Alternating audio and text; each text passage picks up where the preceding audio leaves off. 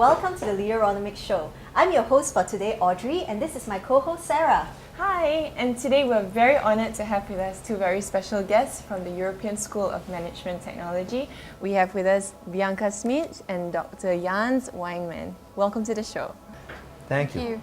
So tell us a little bit about ESMT and also maybe your respective roles within that. So, ESMT Berlin was founded in 2002. It's a business school. We offer like the entire range of things that a good business school should offer. So, starting with degree programs, we offer an MBA, EMBA program, a master in management, and you can also do a PhD studies. And then one of the focuses is also executive education, where both of us are part of. So executive education means we have open programs that are accessible for everyone, and customized programs where we actually design programs together with our clients and then trying to make it as close to their business as possible. Bianca, when you said the programs are open to everyone, what does that mean actually? Anybody can apply, or it means to corporate individuals? Exactly. So basically everyone could apply that is interested.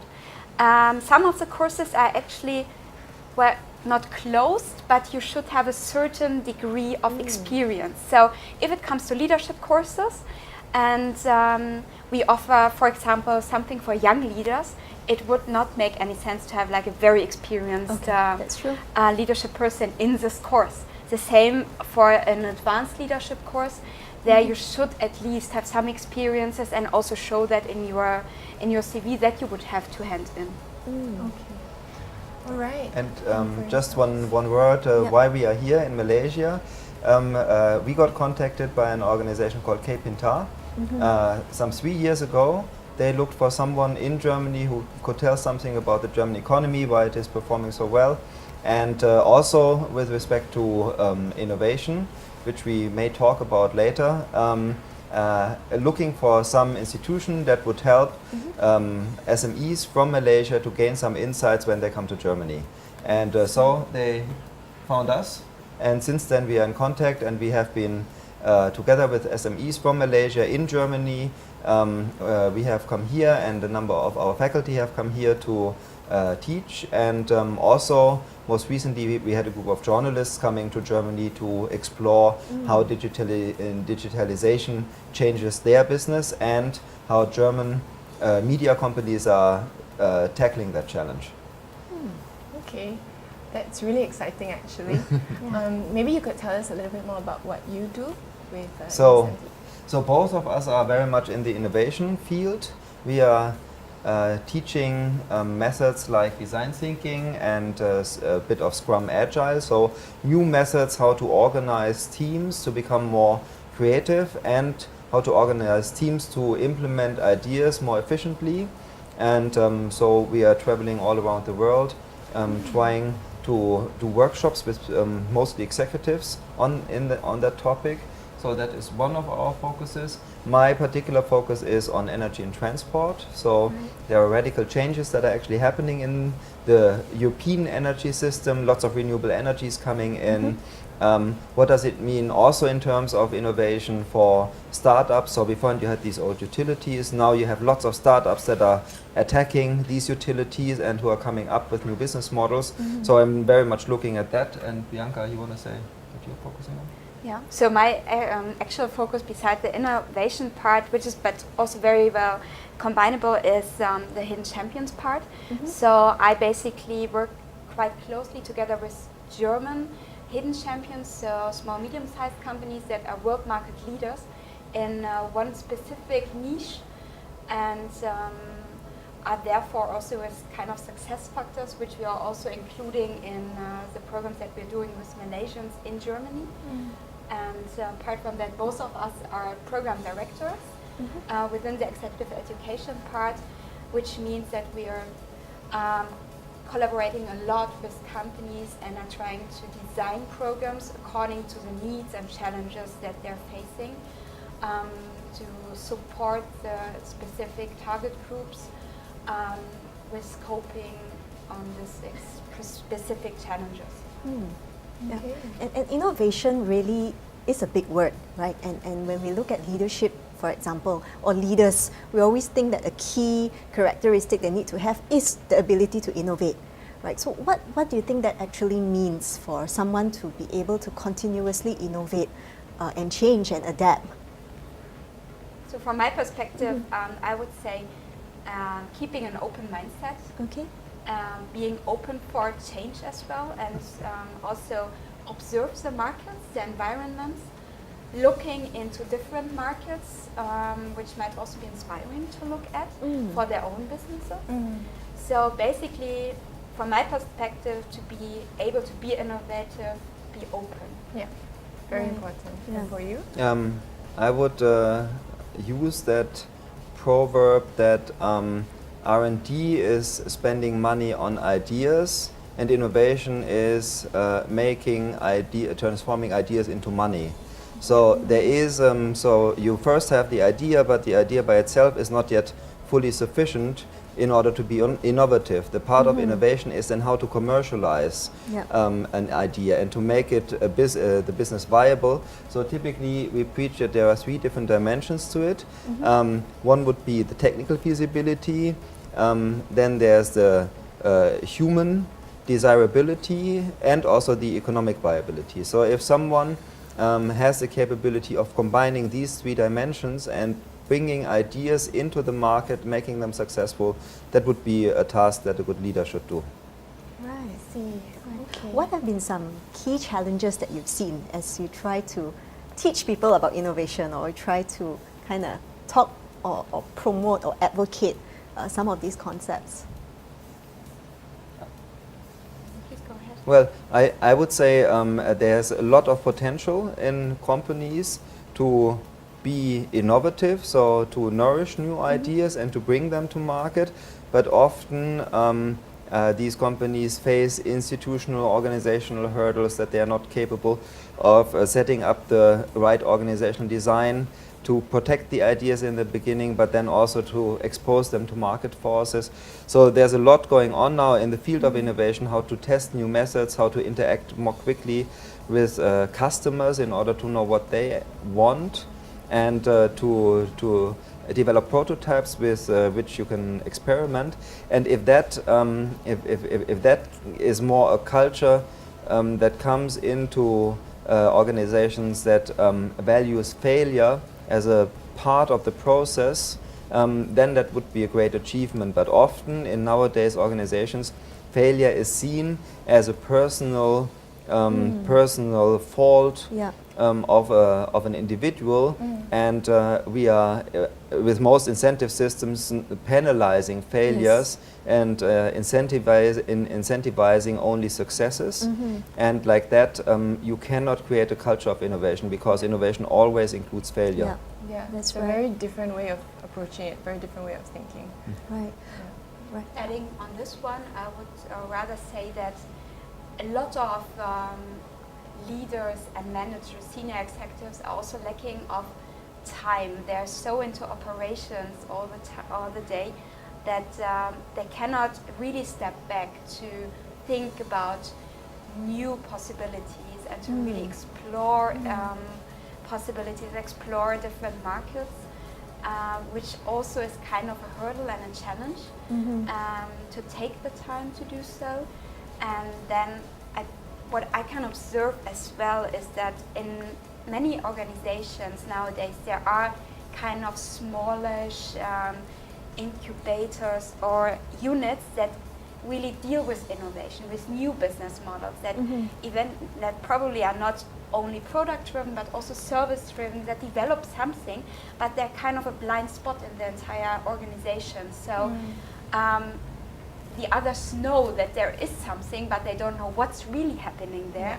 And then also taking these blind spots back to the organizations, making them visible, and also like an experience for the rest of the organization to also be able to change accordingly, to be more like agile and more open for these kind of changes and innovations is also something that is really like a difficulty in basically probably the big organizations, but it also comes to the mid-sized organizations that have a certain size and have to deal with this one. Right. Okay. Okay. We'll take a short break right here, right? And perhaps when we come back, we can explore a little bit more as well to do with innovation, your corporate entrepreneurship matrix. Okay. Right. So we'll take a short break and we'll come back again soon.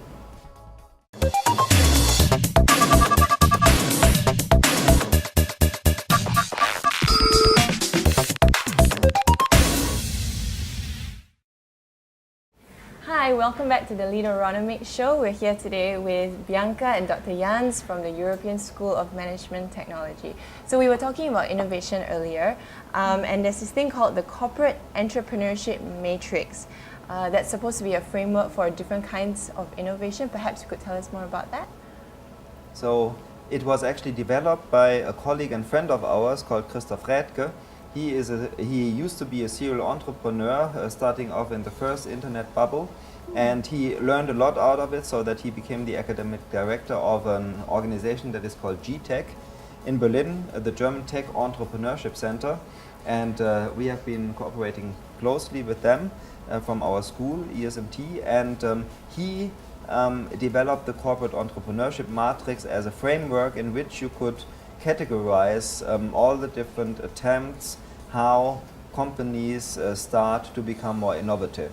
Because nowadays with digitalization and globalization, you have many more opportunities in different fields to become innovative and to extend your trajectories of searching beyond your own company, because you can tap the resources that are sitting somewhere in Japan, in Africa, wherever they are. Right. And beforehand they were silos and isolated, and nowadays you can connect them within an hour in the internet. Right. Yeah. Fantastic. So we would think about some elements of that matrix that we added. So we extended the matrix a bit, and Christoph is hopefully happy about it. So we would say that you have lots of possibilities, but in principle the matrix says either you can do all your research internally and your innovations. So that you mean that means you use the internal resources, your innovators like in the what company. Google does. Like what Google does? Yeah, what Google does, or you can go external. That means, for example, you can have hackathons where you invite people to spend a weekend working on an app for large companies or for TechCrunch and organizations like that. So you could do it externally, but then there's also the possibility of doing it targeted. That means you know what you're looking for. So there you could, for example, use open innovation platforms where you post a particular challenge. For example, I want to have an automated robotic to collect blueberries without damaging them. A very specific target, and then you would have websites that would actually be able to tap into a research network and would activate those people who might have a solution for that. So that would be a targeted innovation, that would be the other axis of that matrix.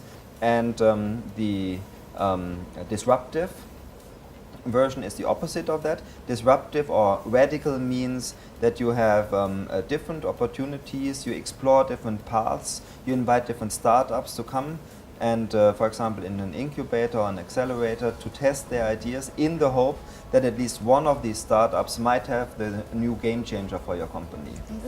And accepting that the others might fail. Right. So the internal, the external, the targeted one, and the disruptive. Exactly. The four different parts. Yes, 4 quadrants. Audrey, do you have another question? Right. Bianca, one of your focus areas lies in agile innovative processes, especially with the hidden champions, which we mentioned in the previous segment. Right? Could you maybe tell us a little bit more about that? How has that experience been, and what are some highlights or insights that have come out from that? Sure. So at ESMT, we will launch Hidden Champions Institute November 22. This is an initiative mainly driven by ESMT, but also supported by Hidden Champions from Germany. And actually the man that has made this term really very popular, which is Professor Dr. Hermann Simon. He himself is obviously a professor, but he's also been co-founder from a consulting company called Simon Kucher and Partner. They are basically focusing themselves on pricing strategies, are in their segment also kind of a hidden champions, which is market leader. So there's this concept of hidden champions, which means that you would rather be world market leader in one specific niche, or at least in the top 3 in this specific segment. You would most of the times have a global reach. Your profit is already quite high, obviously, and we have in Germany around more than 1,600 hidden champions. Wow. So they are basically or mainly working in B2B businesses. This is why they're most of the times hidden. Yeah. And there are some very lovely examples like Herrenknecht, which are producing tunneling machines. So they're really huge machines. And out of a business of 1.5 billion as a world market potential revenue, they have more than 1.28 out of this one. Wow. So they're really like world market leaders. And recently Elon Musk from, that is pretty well known from Tesla, but is also founded this company of Boring Company for building this tunnel, this high-speed tunnel, is also using with his Godot, he's called that, probably Herrenknecht machines, so quite popular. So a lot of manufacturing software companies. Software companies, not so many, much. but a lot of technology-driven companies. So most of them, with I think 68-9% of them are working in industries. And the main goal of the institute itself will be to have specific executive education for this segment in Germany, so for German or European hidden champions, but also offering international markets the potential of exploring the success factors of these hidden champions, and then doing some proper research on that, academic but also very practical oriented, and to provide a network and a platform for these organizations, companies, but also politics, and not only national-wide but also international. Okay. So predominantly are the companies mostly German and European at this point? Well, we were founded in the beginning, like with a lot of German companies. So one of the chairman of our the advisory board will be a guy from Knauf, so the CEO there. We have other organizations in as well, and also Hermann Simon supporting it. And apart from that, of course, we already have a lot of hidden champions as customers, but also working with the Malaysian SMEs. I would also say most of them are eventually not so well known, but they're really successful already, and they're really growing very fastly. And I just had conversations with a couple of them, and they can really double their revenues within a year. So this is amazing. There's lots of potential in Yeah, that area. absolutely. Yeah, definitely. Okay, let's take another short break. And when we come back, we'll zoom in a little bit more into leadership and what are some of your thoughts regarding what makes great leaders, right? Okay, see you again shortly back on the Leaderonomics show.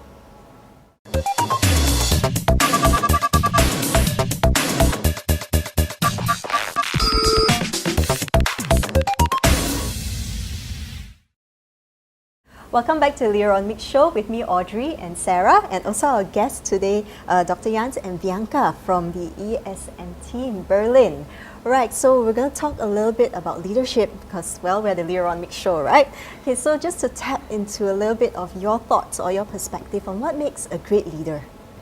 Perhaps, Bianca, you can tell us from your opinion or from all the people that you've been interacting with, through the school and programs. Okay. So, well, as we are both teaching, for example, design thinking, we always preach to our students and executives that they should work in more like multidisciplinary teams, which means that you should also sometimes forget hierarchies and really make sure that you can benefit from all different hierarchies, and that you would rather work as teams and in a more collaborative way, which is kind of one of the key elements actually when it comes to the design thinking approach. But of course there are also other ways of leadership. So I think a good leader should also have a good knowledge about the networks in his organization. So he should know who are the core persons that know about things that are going on in the organization, and he should be able to connect to exactly these persons to also get the information and the vibes of what is going on and how the atmosphere is. Should be a very communicative person, so should talk a lot to his employees, and should try to also involve them and make them take part in everyday's work. Right, right. You know, understanding the key movers or the key players in the organization definitely is something that's so important. But how does one go about that? Because you kind of have to be really authentic about wanting to build that kind of relationship. And I'm not just here because I want to know what's the latest gossip, right? So how would someone, or how would you advise a leader, I suppose? I think you should not be the one that has the network as a leader. It's not necessary at all. I think you should know who these persons are, and you should make sure that you get to that you are in touch with them every now and then to understand better what's going on in the specific company or department that you are actually working in. Yeah. Sounds like someone who really needs a wide network, who's not afraid to socialize. High really get out EQ there. as well, right? Yeah. Imagine it as a spider net. So if you're like in, and you should just know where the connections are. Very strong attribute of leadership today. Yeah. Absolutely. And what about you, Dr. Well, Jans? I was thinking, I did my PhD in decision sciences, so maybe I should add something more about the individual side. And that would be, so you know, there was that Daniel Kahneman who published a book, Thinking Fast and Slow. He's a Nobel Prize winner in economics, and that went a lot into behavioral economics and showing the limits of human decision making, because beforehand it was always assumed that in economic theory that there would be a type of rational decision making. Since then it has become more widespread that this is not the case. And I think my main insights also from the multitude of executives with whom I've been cooperating, and in terms of self-reflection, I would say that it is good to know about your limits. So often there are certain flaws in our thinking. We would find overconfidence, which might be helpful to some extent, but might be detrimental if it goes too far. Then there's something called the sunk cost fallacy, which might be interesting. So you have invested a lot of time in one project. So you take ownership of that project, your heart is associated with that, or your emotions, and then it's very difficult to let loose. So get some external people to tell you the truth about what is actually going on, thinking about many of these elements that make our decisions more difficult, because they drive us into one direction which is pleasant to us, but not necessarily the right one to tackle. So I would say go and investigate in these books what are these common flaws, and they are characteristic to most of the human beings, and then think about, is that really something that I can relate to? Yeah, right. So I guess for a person who wants to have a leadership quality, they need to be aware of what's going on around them and not let their strong personality or attachment to their project kind of drive everything. Right. Yeah, and it sounds like the self-awareness, the awareness is not just what's around, but really it can be very internal, the self, right? But sometimes it's so deceiving. It is. Absolutely. And just to add on that one, or build on that one, I think one of the hugest problems of a lot of functional leaders that get into a general management functions is to admit themselves to let loose, so that they don't have to be in every detail anymore, that they Have to trust should also and trust empower, in their yeah. employees Yeah. and also be okay with just getting a report instead of looking into the exact deep numbers. No micromanaging. Yeah. This is really, really something that a lot of people that have gone through this transition are lacking of. Yeah. Yeah. Managing people, it's completely different from being very operational or being very functional in a task that you do. And one word about the changing landscape in which we are finding ourselves. So we have a completely new world that has been established over the last 10, 15 years with our smartphones, with digitalization, with the internet. So it means that we also have a completely different mindset of people who are now getting, so I think there's a discrepancy between most leaders nowadays who have been brought up with a different world and the young people who are now going into the market, and there might be some type of disconnect between the in German you would call it Lebenswelt, the world in which they are living, of the old and the new generations. So trying to get the communication right so that the millennial is not an alien to the older Right. person. Right. Which kind of brings us to our next question, really. You know, we at Leaderonomics we work with a wide range of people from the C-suite level as well as young youth or people just coming out to the workplace. So, what would your leadership advice be for someone who's just freshly graduated, or someone who who's a CEO or a COO? Maybe Bianca could.